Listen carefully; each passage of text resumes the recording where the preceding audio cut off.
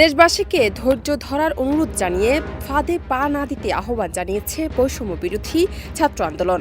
এছাড়া চট্টগ্রামে হত্যাকাণ্ড ও নাশকতায় জড়িতদের সবাইকে অবিলম্বে গ্রেপ্তার করে বিচারের আওতায় আনার দাবি জানিয়েছে এই সংগঠনটি।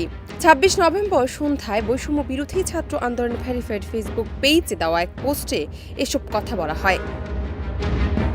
পোস্টে বলা হয়, সারা দেশের সম্মানিত আলেম ওলামা সহ সাধারণ জনগণকে ধৈর্য ধরার অনুরোধ জানাচ্ছি আমরা। কোনো চক্রান্তের ফাঁদে পা দেব না আমরা। আমাদের দেশের সার্বভৌমত্ব রক্ষার দায়িত্ব আমাদেরই। এর আগে জুলাই শহীদ স্মৃতি ফাউন্ডেশনের সাধারণ সম্পাদক সাজ্জিস আলম ফেসবুক পোস্টে বলেন, ধর্মকে টুল হিসেবে ব্যবহার করে কোনো ব্যক্তি, সন্ত্রাসী গোষ্ঠী বা সন্ত্রাসী সংগঠন যদি সাম্প্রদায়িক দাঙ্গা লাগানোর চেষ্টা করে, তবে সেসব সন্ত্রাসীদের বিরুদ্ধে কঠোর ব্যবস্থা নিতে হবে।